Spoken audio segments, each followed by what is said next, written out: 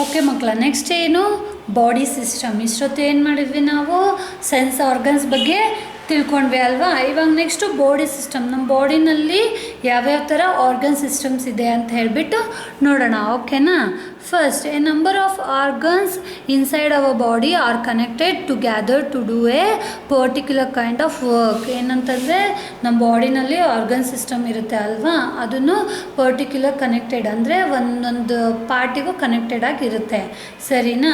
ಯಾವ್ಯಾವ ಇದ್ದಾವೆ ನಮ್ಮ ಇಂಪಾರ್ಟೆಂಟ್ ಬಾಡಿ ಸಿಸ್ಟಮ್ಸ್ ಅಂದರೆ, they are the 8 important system of our body. ಅಂದರೆ ನಮ್ಮ ಬಾಡಿನಲ್ಲಿ ಎಷ್ಟಿದ್ದಾವೆ, 8 ಇಂಪಾರ್ಟೆಂಟ್ ಸಿಸ್ಟಮ್ ಇದ್ದಾವೆ. ಅದರಲ್ಲಿ first one is skeleton, next nervous system, ಅದೇ ಥರನೇ next muscular system and respiratory system and digestive system and then next circulatory system and then reproductive system, ಓಕೆನಾ. ಈ ಥರ 8 ಪಾರ್ಟ್ಸ್ ಇದೆ, ಓಕೆ. ಅದನ್ನು ನಾವು ಒನ್ ಬೈ ಒನ್ ನೋಡ್ತಾ ಹೋಗೋಣ.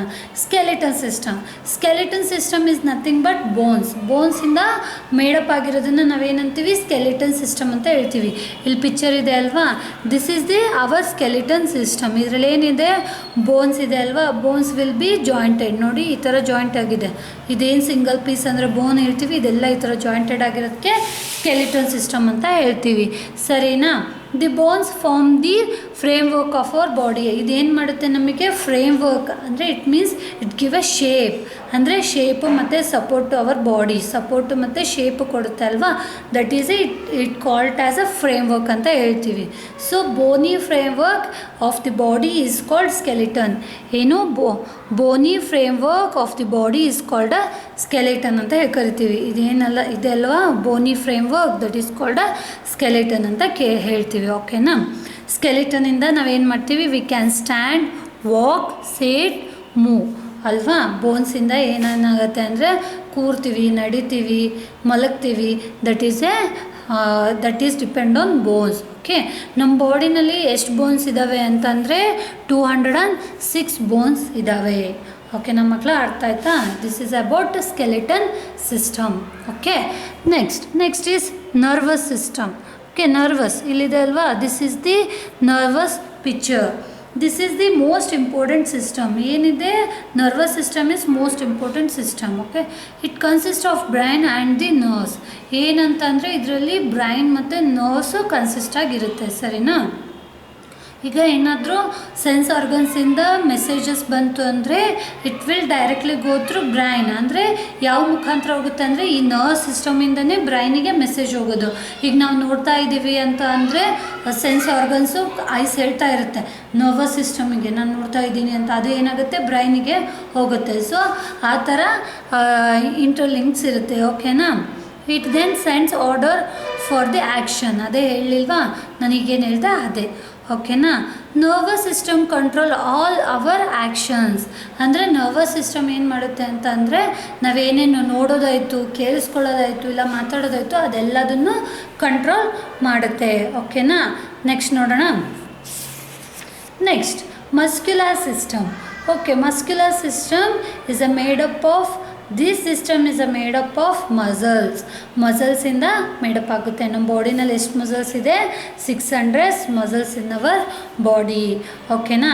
ಈ ಮಸಲ್ಸ್ ಏನಾಗಿರುತ್ತೆ ಅಂದರೆ, ಇಟ್ಸ್ ಅ ಫಿಕ್ಸ್ಡ್ ವಿತ್ ಬೋನಿಗೆ ಫಿಕ್ಸ್ ಆಗಿರುತ್ತೆ, okay. It will helps us to move or work, ಅಂದರೆ ನಡಿಲಿಕ್ಕೆ ಮತ್ತು ಏನಾದ್ರು ವರ್ಕ್ ಮಾಡಲಿಕ್ಕೆ ಹೆಲ್ಪ್ ಮಾಡುತ್ತೆ, ಓಕೆ ನಮ್ಮ ಮಕ್ಕಳ. ನೆಕ್ಸ್ಟ್ ನೋಡೋಣ. Next fourth one is respiratory system ಅಂತಂದರೆ ನಿಮಗೆ ಫಸ್ಟ್ ಏನು ಗೊತ್ತಾಗುತ್ತೆ, ರೆಸ್ಪಿರೇಟರಿ ಸಿಸ್ಟಮ್ ಅಂತ ಅಂದರೆ ಇಟ್ಸ್ ಅ ಬ್ರೀತಿಂಗ್. ನಾವೇನು ಉಸಿರಾಡ್ತೀವಲ್ವಾ, ಅದು ಆ ಸಿಸ್ಟಮ್ಮು ನಮ್ಮ ಇನ್ಸೈಡ್ ಬಾಡಿನಲ್ಲಿ ಯಾವ ಥರ ಆಗುತ್ತೆ ಅಂತ ಹೇಳಿಬಿಟ್ಟು. ಫಸ್ಟ್ ರೆಸ್ಪಿರೇಟರಿ ಸಿಸ್ಟಮ್ ಹೇಗಾಗುತ್ತೆ ಅಂದರೆ ಥ್ರೂ ಲಂಗ್ಸಲ್ಲೇ ಆಗೋದು. ಅಂದರೆ ಶ್ವಾಸಕೋಶ, ಇಲ್ಲಿ ಪಿಕ್ಚರ್ ಇದೆ ಅಲ್ವಾ, this is our respiratory system. ಇವೇ ಲಂಗ್ಸ್ಗಳು, ಓಕೆ. ಈ ಶ್ವಾಸಕೋಶದಲ್ಲೇ ಏನು ನಮಗೆ ಬೇಕಾಗಿರೋ ಗಾಳಿ ತೊಗೊಂಡು ಬೇಡವಾಗಿರೋ ಗಾಳಿನ ಹೊರಗಡೆ ಬಿಡೋದು. ಅದು ಎಲ್ಲಿಂದ, ಮೂಗಿನ ಮುಖಾಂತರದಿಂದ. ನೋಸಿಂದ ನಾವು ತೊಗೋತೀವಿ, ಅದು ಲಂಗ್ಸಿಗೆ ಹೋಗುತ್ತೆ. ಸೊ ಲಂಗ್ಸಲ್ಲಿ ಪ್ಯೂರಿಫೈ ಆಗಿ ನಮಗೆ ಬೇಡವಾಗಿರೋದು ನೋಸ್ ಮುಖಾಂತರವಾಗಿ ಹೊರಗಡೆ ಬರುತ್ತೆ, ಸರಿನಾ. We breathe in pure air from the nose. The pure air goes to the lungs. In the lungs, the blood take oxygen from the air. These oxygen burns the food we eat and gives us energy.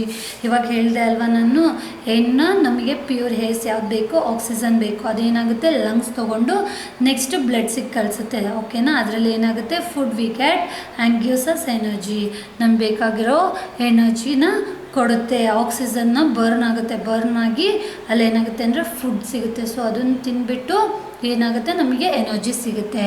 ಓಕೆನಾ, ಕೆಳಗಡೆ ಇಲ್ಲೊಂದು ಏನಿದೆ, first ಏನು ಮಾಡ್ತೀವಿ ನಾವು, ಆಕ್ಸಿಜನ್ನ ತೊಗೊತೀವಿ, carbon ಡೈಆಕ್ಸೈಡ್ನ ಹೊರಗಡೆ ಬಿಡ್ತೀವಿ. Okay, and is impure, carbon dioxide is impure.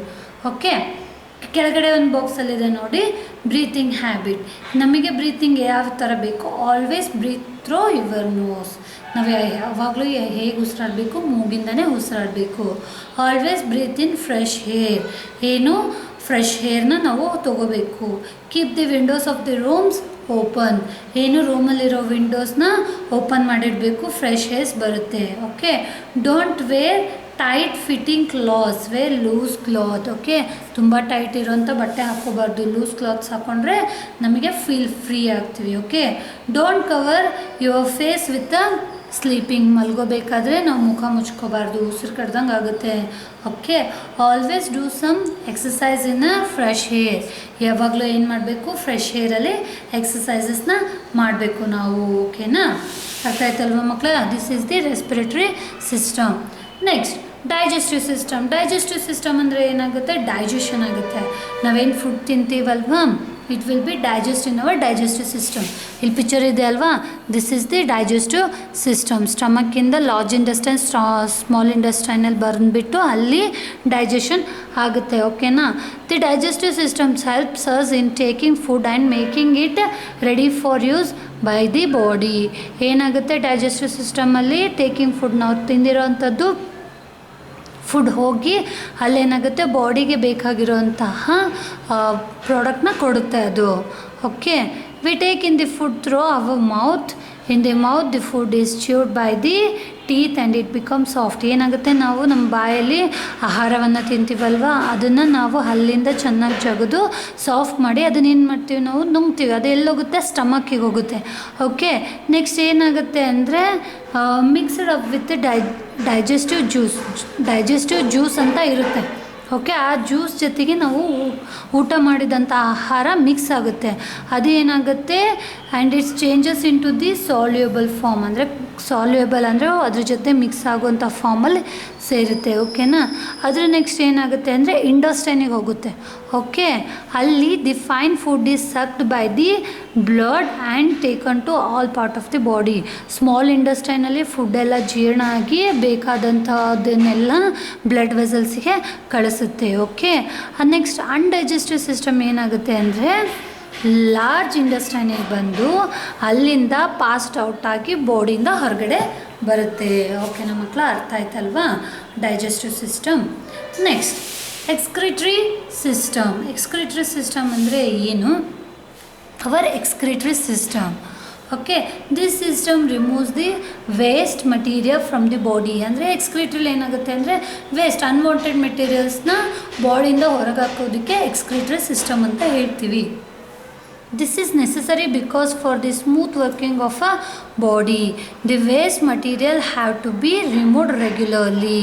ಅಂದರೆ ಏನು, ಡೈಲಿ ವೇಸ್ಟ್ ಮಟೀರಿಯಲ್ನ ಹೊರಗಡೆ ಹಾಕಲೇಬೇಕು, ಯಾಕಂದರೆ ಸ್ಮೂತ್ ವರ್ಕಿಂಗ್ ಆಗಬೇಕಲ್ವ ಬಾಡಿದು, ಅದಕ್ಕೆ.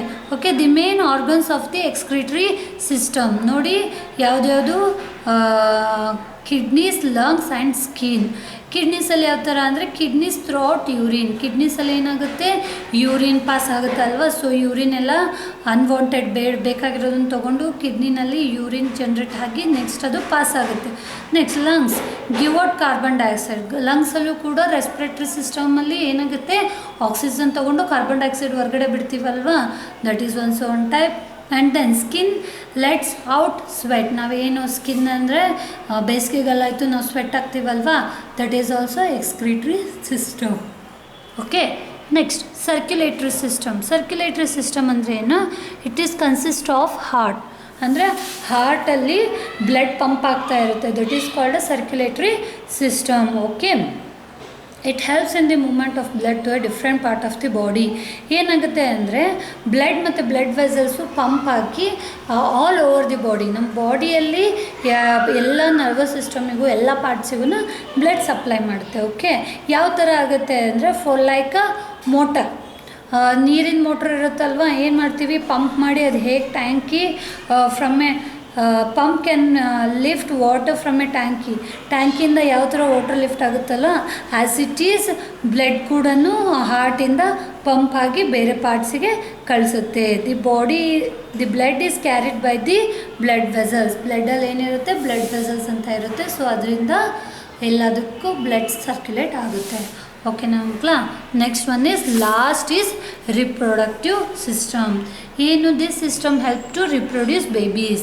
ಏನಾಗುತ್ತೆ, ನಮ್ಮ ಒನ್ ಜನ್ರೇಷನ್ ಟು ಜನ್ರೇಷನ್ ಹೋಗ್ತಾ ಇರುತ್ತಲ್ವ, give a birth to young ones ಅಂತ ಹೇಳ್ತೀವಲ್ವ ನಾವು, ಅಂದರೆ ಮರಿಗಳು, ಅಂದರೆ ಸಂತಾನೋತ್ಪತ್ತಿ ಅಂತ ಹೇಳ್ತೀವಲ್ವ, ಅದು ಏನಾಗುತ್ತೆ ಇದರಲ್ಲಿ ರಿಪ್ರೊಡಕ್ಷನ್ ಹ್ಯೂಮನ್ ಬಾಡಿನಲ್ಲಿ ಇರುತ್ತೆ.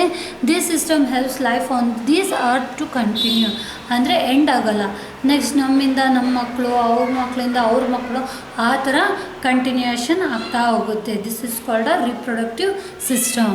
ಓಕೆನಾ ಮಕ್ಕಳ? ಅರ್ಥ ಆಯ್ತಲ್ವಾ ಇದು ಅವರ್ ಬಾಡಿ? ಓಕೆ ಮಕ್ಕಳ, ಬಾಯ್.